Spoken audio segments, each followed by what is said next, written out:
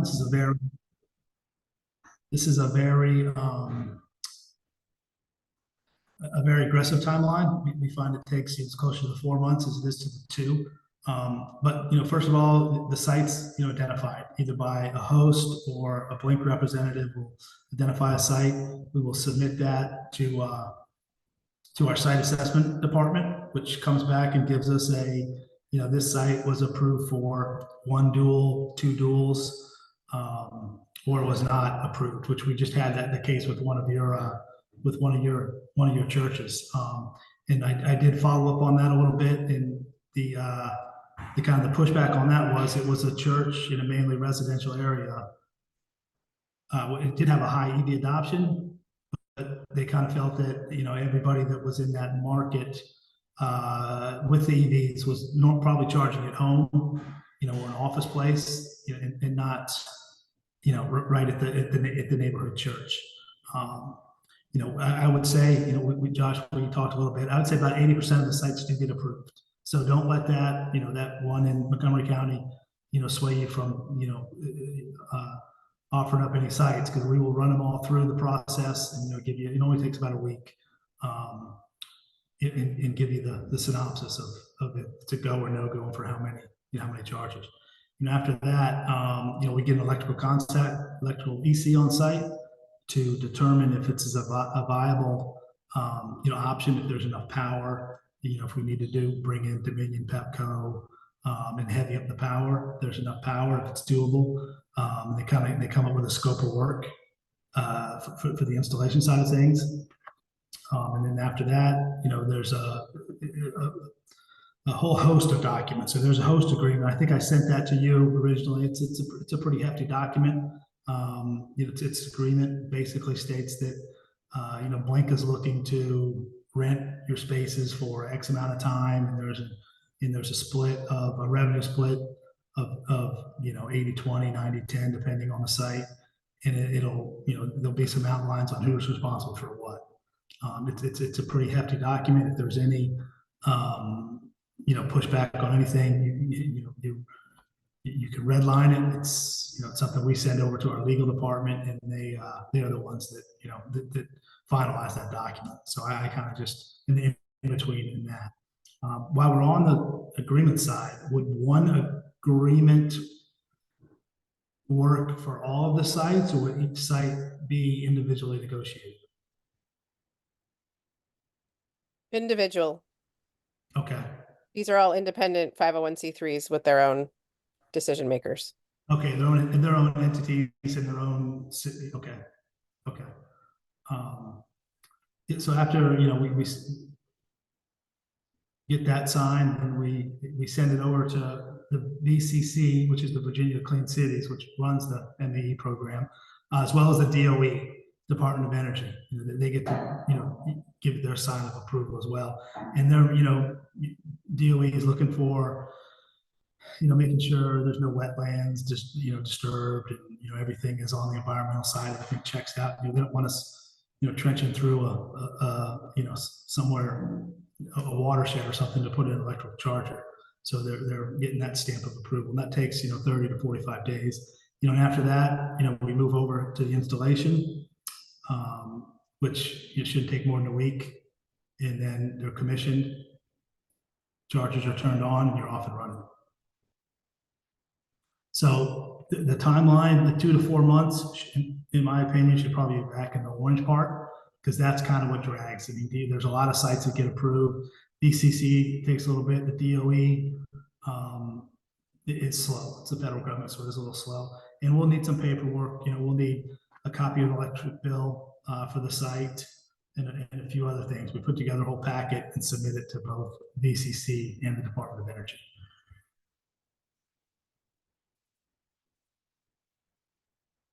And that is, and that's pretty much the program in a nutshell.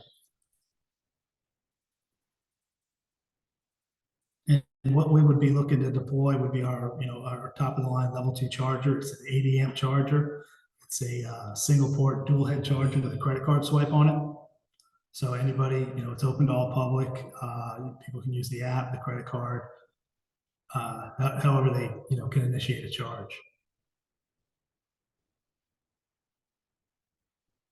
And once we get down, not knowing, the infrastructure, the electrical capabilities of the building, once we get, to a point, and if the installation costs spiral out of control, um, you as the host will have the option of, hey, we'll match this, if the installation, say, goes up to 25, 30,000, you can match this, Blink will split it with you 50-50, or you can completely pull out of the program.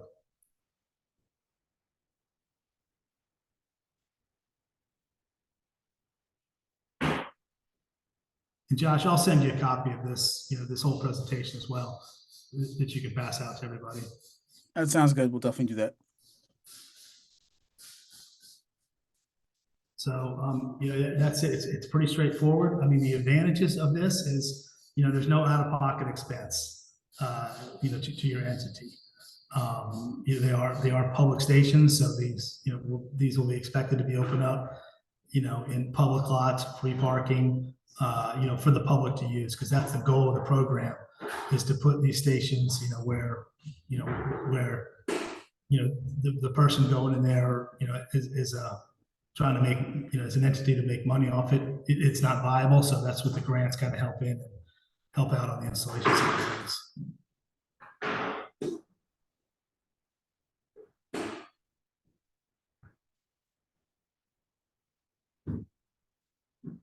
So that's the program in a nutshell. From from your standpoint, are you looking to put in the chargers for public, for the congregation, for the members? What's the goal? The goal is to actually want to follow the guidelines of the program. So if is to both be public and for a congregation. If a congregation sees on Sunday mornings or Saturday mornings or whatever, whenever services are, and for public use.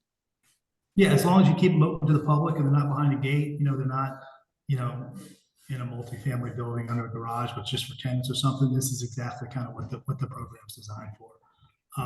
So you'll probably get most of the use will be nights and weekends, in my opinion, where people are in the neighborhood. If they can charge at work, they'll charge at work. If they can't, come in and charge at your parking lot. Maybe find a new church. You never know. That can be part of it too. Yeah. So we want to. I know Steve, you have till 2:45, so that gives us plenty of time actually to answer some questions. So I'm going through the chat, and kind of looking at the first one, which is Johnny Martin. What would be an example reason for a site not to be approved? Well, that's kind of out of my out of my hands, but it's going to be, if it's kind of what we talked about, if it's a private garage, does not have public access, or if it's in a very high concentrated area of EVs. If there's if you're next to a Wawa with a couple supercharger, a couple level 3 stations, or you're surrounded by other options. So it's kind of a we look at EV adoption rate, traffic patterns, how many chargers are in the area. They've got a whole that department has a whole software program where they plug in the address and it kind of spits them out a report going, hey, this is what in the next 5 years, this is what we feel the revenue will be generated from that. And and conversely, so we normally start off on the low side. Say if you ask for 4 heads, 4 car spaces, and we only get approved for 2. 6 months into we run a utilization report on every site every 6 months, and if it's overachieving, we will reach out to you and offer, hey, this is one of the higher end sites. It looks like you're getting some very good utilization. Would you be open? Would you have the interest to be open to adding another station or 2? So if the demand's there, we'll follow up. So don't get discouraged if no one gets approved for one site or one station, and you wanted 2. If the use is there, we'll come back and install. 6 months to a year, install another station or 2. That's really helpful. George is asking from Nativity Catholic in Virginia, when do you know the cost of the charging station will be? We know that after the site walk, the electrical contractor shows up on site. That kind of enables, and what that's going to mean is, we have to have a good idea where the charger is going to go.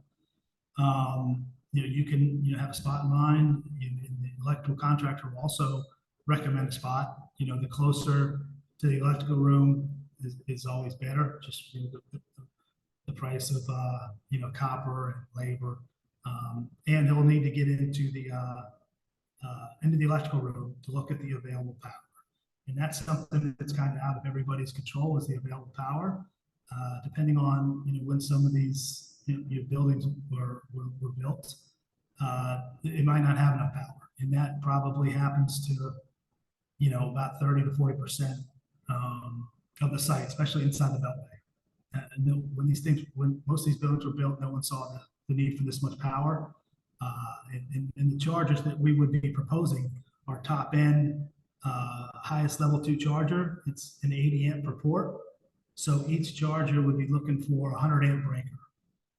Now we can go down, if we need to 60 or 40 amps, but ideally, everyone kind of wants the fastest charger possible. So the likelihood of open up a electrical panel and finding 2 unused 100 amp breakers doesn't happen that often. So sometimes we have to pivot and go down to 60 amp with a 40 amp breaker. We also have the ability to do some load sharing, some software adjustments where it can be a first in, first out. If there's not enough power, we can dial down the stations and split the power or drop it down. Or, our goal is to get the stations in the ground.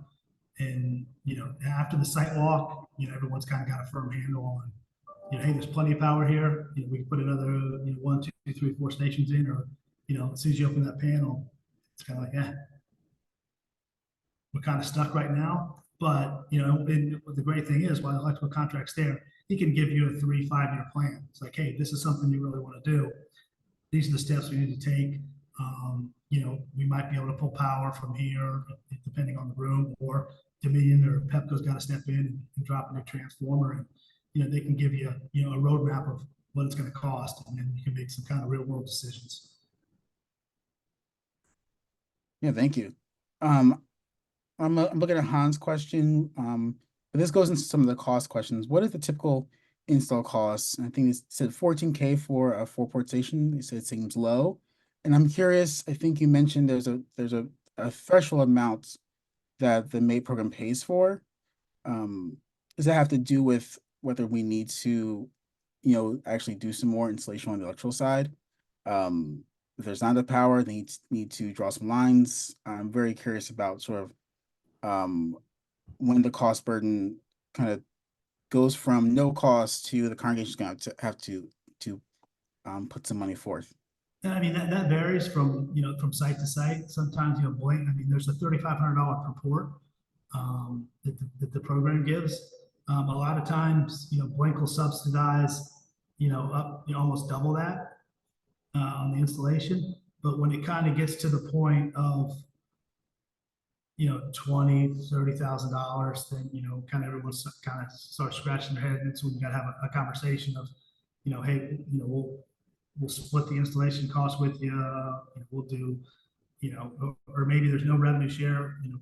Blake takes all the revenue and pays for the installation. So there's a few different, it's not dead at that point. There's just a few different options, and we're open to discussing them all. Just to kind of to get these in. If one problem we've had in the past with nonprofits is how they get paid. Because there's a split, and is this for profit arm now? And that's kind of where our legal group has to get in and kind of negotiate with your folks over how are we gonna send you the payments, or is it do we subsidize the installation full and take all the payments? It's different in every case. I see. It sounds like it really depends on the site. That installation, it could be no cost, but then if there needs to be some groundbreaking, like really going in, then there could be cost, and that can be worked out kind of later. Correct. Correct. Okay, I wanted to make sure I was clear. Yeah, and every site's different. I mean, in a perfect world, there'll be an electrical panel with, a couple 60, 80, 100 amp breakers, 2 of those. And, there's a parking space right outside. You come out of the building, go on the sidewalk, put them in, boom. That's perfect case scenario. Other times you gotta, go halfway across the parking lot, you gotta start boring. You start cutting up the asphalt or the concrete, and that's what kind of, the expectations of, are you just gonna patch this concrete, or are you gonna patch the asphalt, or you're gonna, relay the whole parking lot, and that, that's another conversation that has to be had as well. Awesome. I'm looking at, we mentioned the electrical requirements. Is a gate okay if it's unlocked or accessible to charger with posted instructions on how to access? Oh, so that if it's a gated community, does that qualify or not? If there's instructions to access? Yeah, I believe it does. Yes. Okay. Yeah. Because we do a lot like in HOAs, private communities, we'll put one at the clubhouse or the swimming pool, where no one really accesses that except for the people in the HOA. It's accessible is the key thing. Right. And these are level 2 chargers, right? Correct. Okay, so they're someone asked this for Tesla or not, which Teslas are level 3s. Well, no, so Teslas are, let me pull up another slide for you real quick here. So, no, level 3s are the fast chargers, the DCFCs that require a completely different power grid. They're off of 480, which isn't readily available. And a lot of times, when you do see the the level 3 charger, there is a there's a a transformer right next to it. So yeah, these would be level 2s. Now they would be the 80. I mean, depending, we can go again, dial it down if needed, but we would, in a perfect world, propose the fastest charger. Teslas accept all sorts of energy. We just have an adapter. Correct. So that's what I was going to show you. I've got a fancy little slide here of the different plugs and how that's going to shake out here. And most people do carry adapters. So there's my screen showing up again? No. Not yet. Stand by.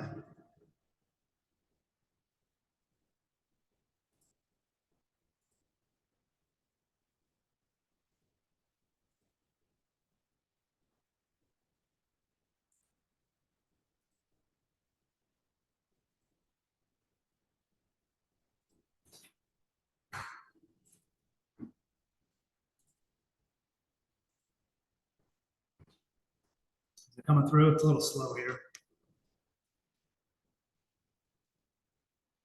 Is it showing up? Yep, we see it now. Okay. So these are the 3 different, level 1, level 2, and level 3. So level 1 is pretty much home charging. A lot of drivers have this in their trunk.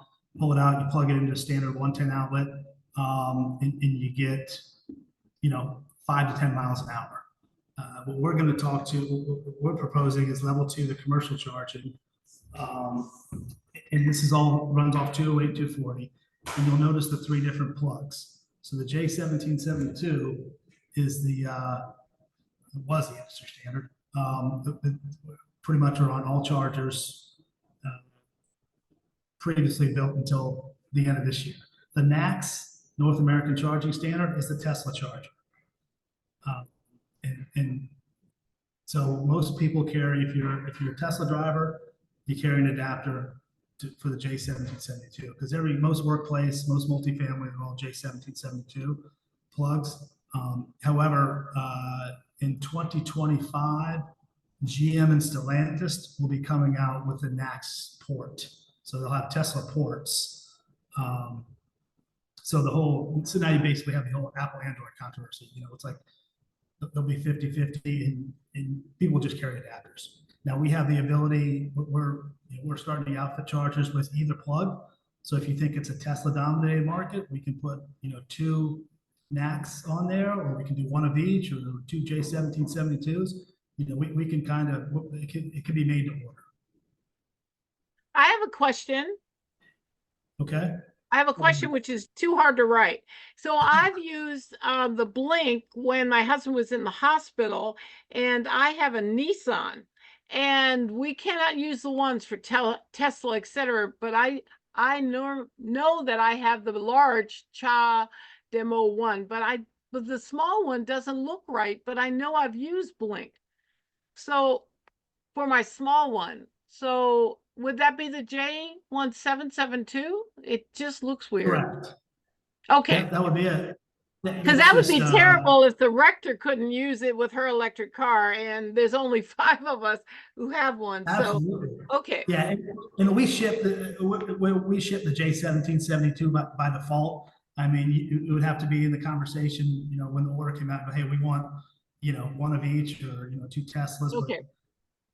But I would say the majority of stuff that we're proposing for next year in budgets and everything is still the J1772, because that's, the new ones aren't still coming out till 2025. It could change again. So it's, the agreement's there. I mean, Elon Musk kind of shook everything up when he opened up his charging stations to, Ford, Stellantis, and GM. No one really saw that coming. Right. Well, thank you. Quick, so this actually, I really hope you'll share this slide too. This is really helpful.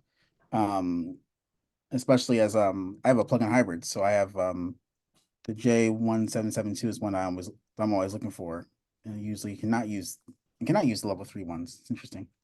One question, Carol's asking, do you get any required county approvals? We get audited, yes. So that's part of the permitting process. So, whatever county we're in, the electrical contractor will pull all the required permits, for the installation. Yes. And then Tony asked, would you be able to know upon arriving at a site that it would probably not be approved, i.e. for a rural setting? Would we, I'm sorry, say that again? I think the question is if like a rural setting, or just by arriving at a site, the first site visit, would someone be able to know right away this would be approved or not approved, or there's more details that need to be looked at? I mean, honestly, we just really need, the site approval is based on, the address. I know there's a lot of stuff on that form, but we really just need, the address, public park, if it's an open spot, how many spaces, and then, everything else is kind of, software driven where they pull everything up. So if you can just send us over that and give us about a week, takes about a week, we'll let you know if the site is approved, from the Blink side of the house. And then, once the electrical contractor walks it, that's a whole nother, that's a physical infrastructure side where, by the end of the walk, you'll know, hey, this is a go, hey, this is no go, or, hey, this might get a little tricky. Let me run some numbers and have some conversations. Right. And that's also, I think I shared in one of the emails, but when you do have a site visit, it's good to have a facilities person who knows the ins and outs of the campus. Absolutely. Part of that visit. Yeah. And if there, for some reason there's a locked, maintenance room or electrical room to get in there, because, every site's different. Some, the newer ones, they seem to have, these massive utility rooms that are, locked, and some you just kind of walk through a closet and boom, there it is. So, we've seen a little bit of everything.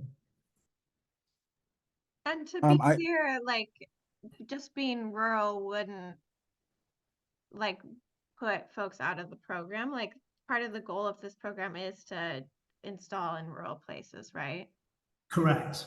Okay. Yeah. Because there's not, especially rural, there's not going to be a lot of, DCFCs, you know, unless you're off of, you know, a major corridor, and then on your really rural, you know, you take, you know, 58 going from, you know, Hampton Roads to, you know, the southern tip of Virginia.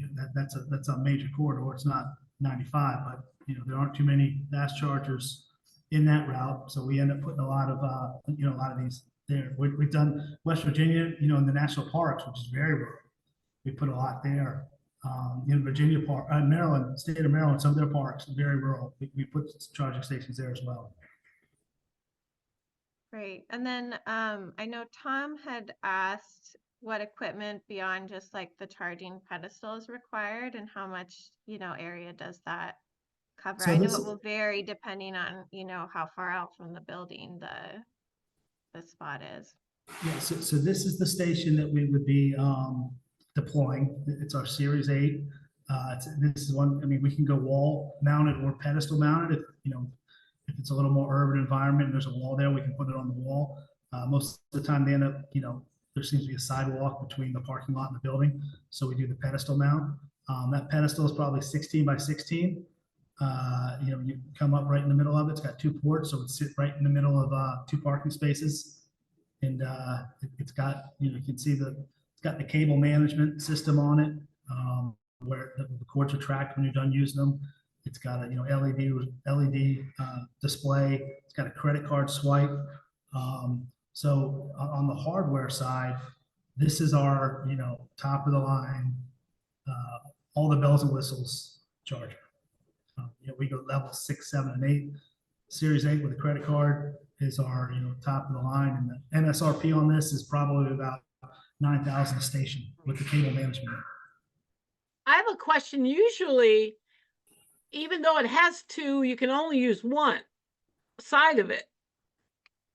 Are you now able to have 2 cars charging off one? Yes, if it's properly installed. So Wow, so that has not happened. Oh, okay, Yes. that makes my life better.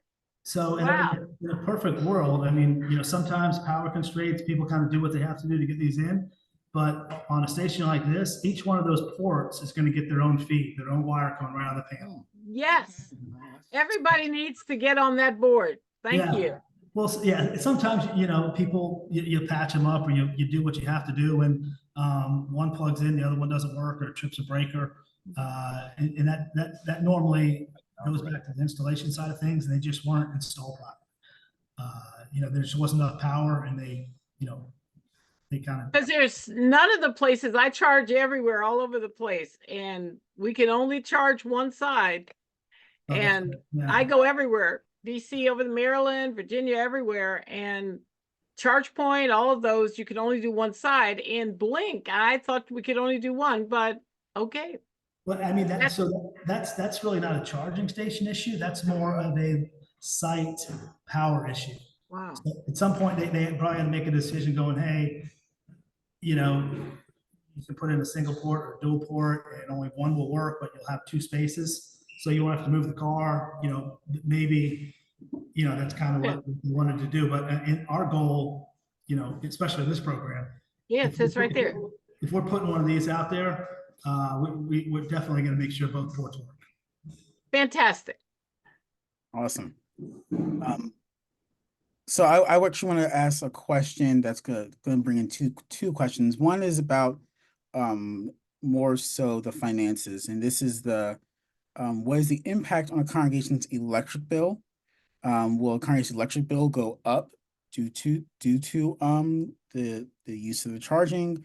And then also looking at the revenue split. The church is paying for the power running to the port. Is the revenue split? Is revenue from charger splits? I'm trying to understand better the impact on congregation's electric bill, as well as how the revenue splits work.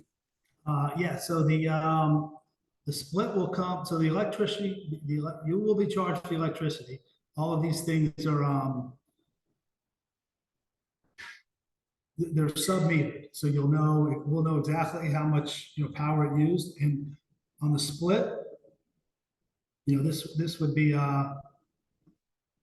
if you can see this slide, it might be a little confusing, but after the power is taken off the top before the revenue split. So we will take a look at the power, because we've got, all these things are, separately metered. We can tell exactly how much power we use, and then we'll take that off the top, and then that's where the revenue split comes in. Sorry, I just want to repeat that back and make sure I understand. So in these 4 scenarios, which of these is the MAEP program? That would be the Blink owned.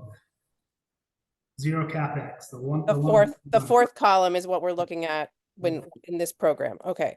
So in a perfect world, you've got zero expense, zero responsibility, zero maintenance. The only,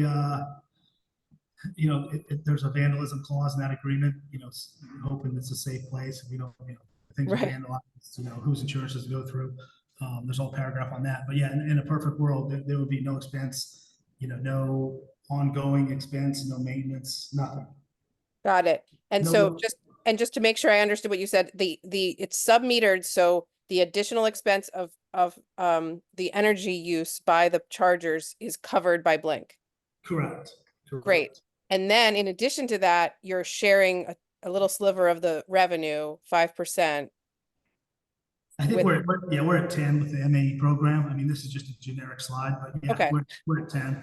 At least 5% of the Yeah. revenue is shared with the congregation. So this is at no expense and they might make a little money, but not very much. Correct. Love it. Right. And yeah, and the disbursement comes every 30 or 90 days, depending on how big the check is. You'll get a sustainability report. We'll send you when we do, we're A&C in the checks now. So you'll see, everything, exactly who charged and how much and everything. The Gotcha. expense, the And, expense to the congregation would be, this is George, from the initial install. Right? I mean, because you're saying there would be potentially an install cost that would be split. So the congregation would have that expense up front. that Is sounds that like that's accurate?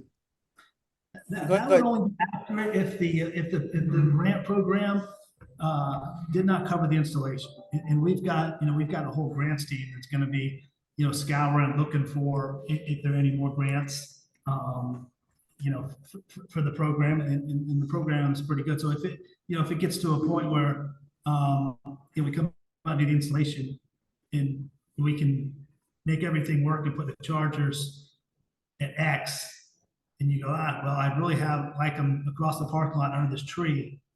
And then the money's not there to do all that extra trenching and stuff. You'll have the ability to go, hey, we'll kick in that extra money to have exactly how we want it, or put them where we want, or you can just walk away. So if ever the installation spirals out of control, everybody kind of has a chance to go, obviously, kind of this wasn't meant to be, or it's gonna cost a significant amount of funds to get these in place. So I'm curious if usually, applicants to this program, if in the sort of a simple situation where it's relatively straightforward, the installation, is the MAEP grant able to cover the cost of installation? It covers most of it. I mean, it's in Blink's best interest to, help out a little bit. So, I mean, it never comes in right at the number. It only comes in a little bit over. And we kind of absorb that cost. It's, 7,000, and it also depends on the location, $3,500 a port or $7,000 a station doesn't go very far inside the Beltway. You get a little further out, rural Virginia, Roanoke, or something like that. It goes a little further. Right. I'm imagining that all of these motivated green folks on this call are going to have to make the pitch to board members and vestries about giving this a try. So I'm just trying to understand if they should prepare their decision makers for hopefully no cost of installation, or something that's a little bit, or like what in general, what's the if the site application is accepted, yes, we're moving forward. Is that because you essentially expect to be able to install for free, or is it something else? It's normal. We expect to get everything in. So yeah, I would pitch, hey, we've got an opportunity, to partner with this company and get some grants and get some chargers installed at no cost, to the congregation. That's exactly, that's exactly what I would lead with. And that's, kind of what the program is. I would throw one caveat out there, it may be inexpensive or free, but it's not fast. It takes a little bit, 3-4 months to get everything, approved in the ground, and all that good stuff. Okay. Yeah. Johnny has his hand up. I want to make sure Johnny gets his question. Sorry, thank you. So just a sidebar question of, I understand that this is for green congregations and specifically for congregations. But so I represent a community development corporation that we are a nonprofit and we support these congregations through these green efforts. Would something like this be appropriate for us as a nonprofit as well? Absolutely. Yeah. Okay. I don't know if you're in Maryland or the district. Baltimore. Baltimore. Okay. Yeah. This program definitely wants to get some chargers, in the ground at Ward 7 in DC. Just having some hard times finding the parking lots because, there aren't too many public parking lots when you get inside the district. Got it. Thank you so much. Yeah, and if you got a spot, if you have a site, just send it over. We'll run it through and give you a yay or nay pretty quick. Will do. Thank you. I'm sorry. Steve, I know you have to get going. Yeah. What would congregations be their very next step after this meeting? Just discuss it or not discuss it. Just send in a site assessment, and if it fails, there's no conversation. But once it's approved, it's also sometimes it's easier to go go to management or ups going, hey, we've got approval for this program, as opposed to going, hey, what do you think? What do you think? If you want to just send the address over, we'll run it regardless. A lot of times we do that when we're going to a site that we know that's public before the first meeting. We'll run the site and talk about the different business models. And if they don't, we'll give them the option. Hey, if you want to own the stations, pay for everything, collect all the revenue, there's this. Or would you like to do, there's another one, a Blink hybrid, where we pay for the stations, they pay for the installations. There's different models, and being able to talk to that once it's approved, the conversation goes a little smoother. Steve, I know you have to go. Just really quick, can you briefly talk about the timeline with the end of 2024 and how much money is left in this program and when does it have to be spent by? So yeah, the numbers are we've got a meeting next week on the numbers, but that was gonna be my closing remark, is time is of the essence. So if you want to do it, jump on it, because there are some there are some calendar drop dead dates. It is set to expire at the end of the year. There's talk about it being extended a quarter, but we're going in with the mindset that we want everything wrapped up in the ground, commissioned by the end of the year. So we're reacting pretty quick.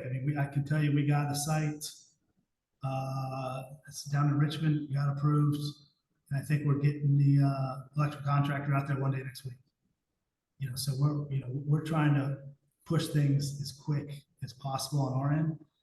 I can tell you that agreement normally takes about 30 days to get through.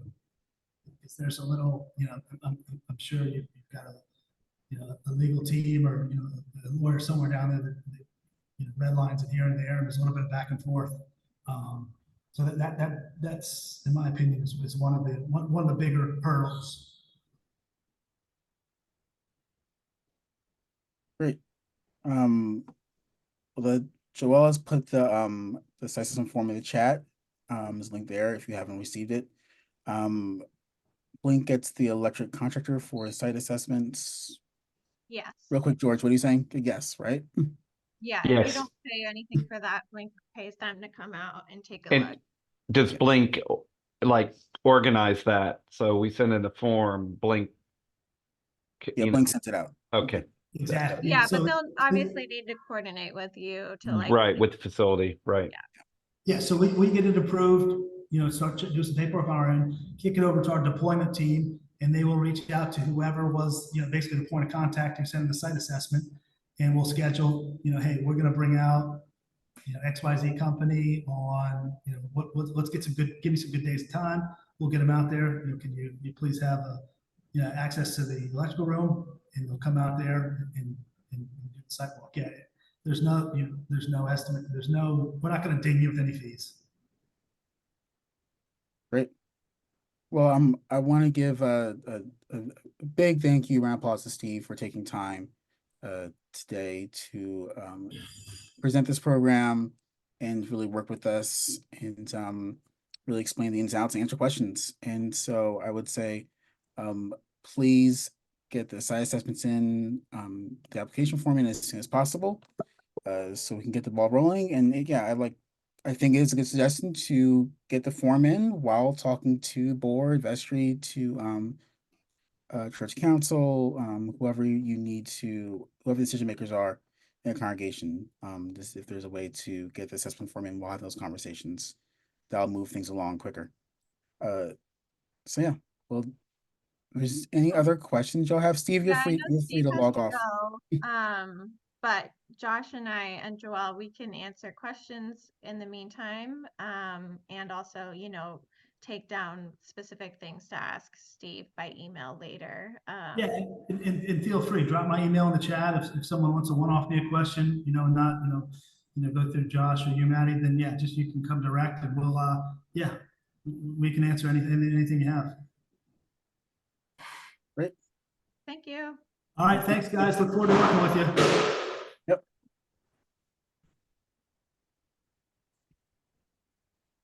We have to get the assessment in soon. So let's see. So I saw, someone had asked a good question about if usage is minimal. That's something I want to ask Steve about. Josh, can Yeah, you- I put that in. I'm just afraid that we put a charger up and,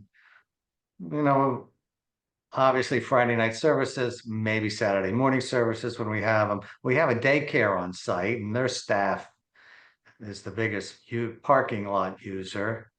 I'm just afraid then that we're just not going to get people using it. And then what? You're in Laurel, right? Yes.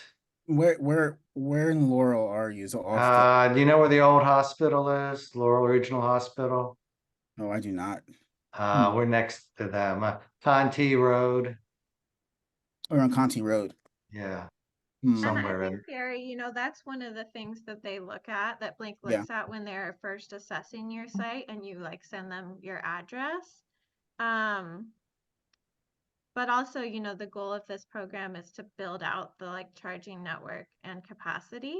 And so they'll take a look and see, if they think, they're not going to put a charger somewhere where they think no one is ever going to use it. And, the more chargers that are located in places where people live and work, the more likely that folks are going to see that and be like, oh, if I got an EV, it wouldn't be that hard to, just drive over to the synagogue and charge my car, And we also have this, we don't want overnight. We do not allow overnight parking. Oh, that's interesting. So That's you might have to that's a think about, question we should ask Steve too, is Yeah. because people It will sets our alarms off because we have motion sensors. mhm. Yeah, Mhm. you might have to I mean, I was just going to share that the way those of us with EVs find chargers is using this app. And I think Yep. the assumption is that the assumption is not that the primary usage would come from the users of the building, but that you'd be providing a public service to all the drivers looking for a charger on this app. And I think a lot about just how the transition to the future is not perfectly my kid grows, my kid every year, he all parts of him grow proportionally, but Shame about that's that, not yeah. how the clean energy transition is working, right? We need to my building has too few chargers for how many people have EVs right now, but there's other places where there's EVs that are not getting a ton of use yet, but maybe the availability of the So I think my sense is that the congregations are not responsible for guaranteeing any usage. Like you're Right, gonna and they'll look at those, your site, they'll look at the number of EV users, and then they'll decide if it's a good site, a strategic site. and I know a I'm lot of congregants like myself who have plug-in chargers, and one or two actually have an electric vehicle. We all, you know, we just charge them at home. Yeah, um if you're like me who rents, charging at home is not an option. yeah. Because a lot of rental unit places do not have chargers. And so while I got a plug-in hybrid just for that reason, is because I can't charge at home. Mhm. So when I'm out and about, I like to pull up I have the Blink app, I have PlugShare, I have ChargePoint. I like to pull up my app and say, okay, where's the charger around where I'm going to be? And if there's a charger at a synagogue, I will drive into that synagogue and plug it right in. You know, so that's really, I think that's the idea of the service is for, as Joel was saying, congregation to make this a service to the community, and in turn that can both be a benefit. There's a little bit of revenue, but also in some ways outreach and growing our congregations. I think Just you'd out have of to. curi- I think you'd have to talk to the. Sorry, right, Gary. just out of curiosity, because I mean, I get gas like every 4 months. I just don't drive that much. What is the cost of these charge? I mean, if you want to charge your car, just like your credit card, what's the cost? Yeah, what Joel has, it's like, I mean, if you have a plug-in hybrid, like less than $2. If you have a full EV, it's like paying where it is, 15. It's like, It depends on how much charge you need, Gary. right. Now, obviously, I mean, I traveled up in Vermont for a week, and it was like some days it was $7 and some days it was $18. But you never know. The question about the 24-hour access is valid to ask Blink, because you can put restrictions on it, and the apps will show that the station is not available from midnight till 6 a.m. or whatever it might be. But it's a question for Blink to see if that's acceptable to them. Because I know that public access into our parking lot, during the night is going to be a question. So. Yeah, that's absolutely a question Josh and I will ask Blink for sure, because it sounds like there's multiple folks, that are thinking about that. Tony, I see you have your hand up. I was thinking a reason to have it is also that we, maybe twice a year have some kind of a conference or a meeting where people are coming a distance. And so I've always thought how that could factor into whether they come or not if they have an electric vehicle, because I think quite a few people in the Quaker community do have hybrids. Yes, that would not surprise and me. so they come for, quarterly meeting or whatever. And then we also have the Baltimore yearly meeting offices are nearby, and the retirement community, all Quaker. I can see, I'm pitching myself. I'm preparing myself for reasons, and it's a powerful thing that we can do to help, I think, to help get to our goals. Thank you. Maddie or Josh, I'm curious about Tom's question, which we didn't really get back to, which has to do with, do you think it's necessary that you use the congregation's own power? Like it be metered? Yeah, And I think so. I think that's part of it, because then if the program is meant to work with the organization, because we're using the utility, I'm wondering if that would tap into, say, like their EV program, because like BGE's been putting a bunch of chargers up, Pepco's been putting chargers up around the state lately. I just know utilities probably are difficult to work with and probably would not go for that in this case. Maybe there's a separate program that could accomplish. But I think, there is the question of, one question I have is, I know it sounds like the revenue gets shared with the congregation every 30 to 90 days, depending on how much the check would be. But what I'm curious specifically, is that the same schedule that's used to cover the addition to the electric bill, or does that get paid every month? Like, because that, you know, could be a concern depending on, you know, cash flow is different at different times of year for congregations. Follow up on the question I had is because one of the expenses, and somebody asked this about their parking lot being across the street from the sanctuary, from their utility closet. And ours is, I have a similar problem where the probable location is, you know, 60, 70 yards out from our utility closet. So just that run of copper is going to be expensive and will probably kick us out. But there's a light pole there. And the question is whether they can pull light, use our property to have their sit. I mean, that's what they're asking. They're asking to use our property as well as our utility bills.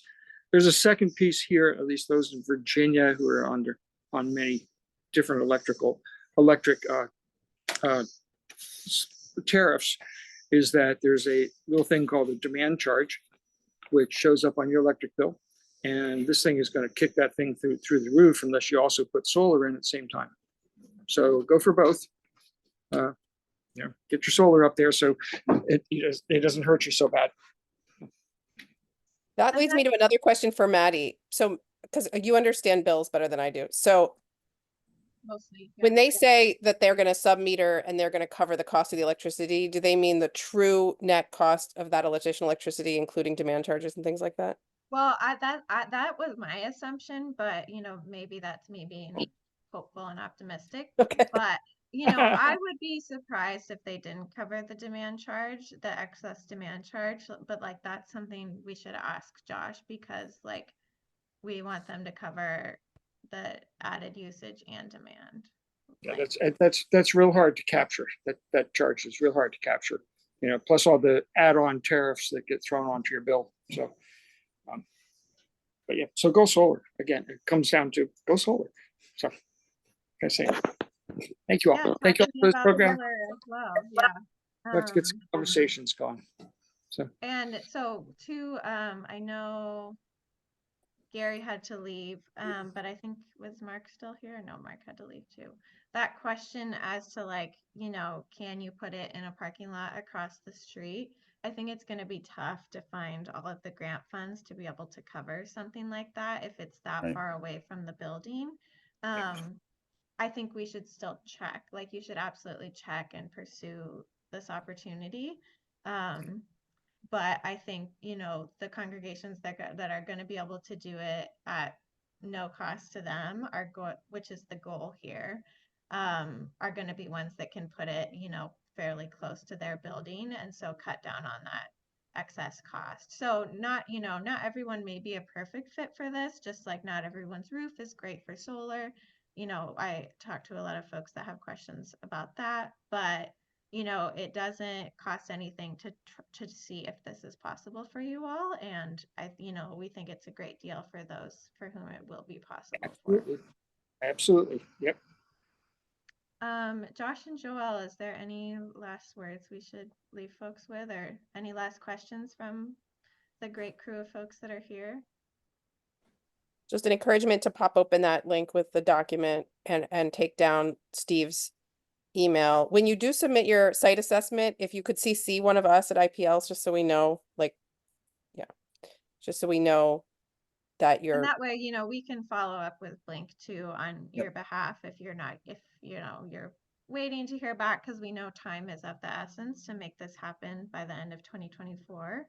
And like, we want to be there, you know, advocating for you as well. If we have questions, can we call one of you? Oh, yes, absolutely. Yeah, here, I'll put my phone number in the chat and you can just call me if you have questions. Keep in mind that Maddie's on Pacific time. So I can talk to you at all hours of the day. No. Afternoon, ET.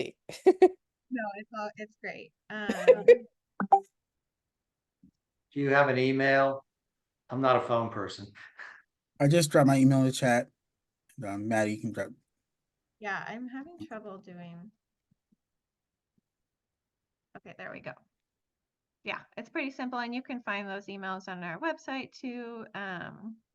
And yeah, we're just really excited, and we had such a great crew turnout today. So yeah, thank you all.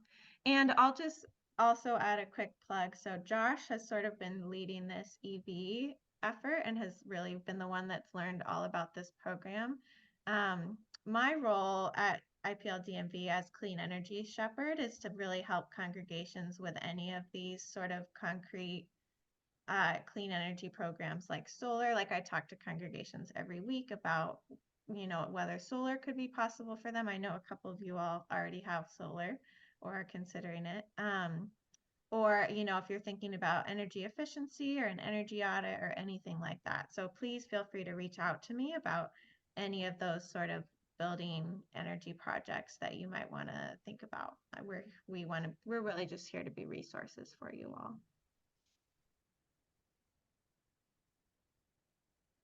Yep. Just reach out to us if you need anything, have any questions. We're here for you. Well, thank you all.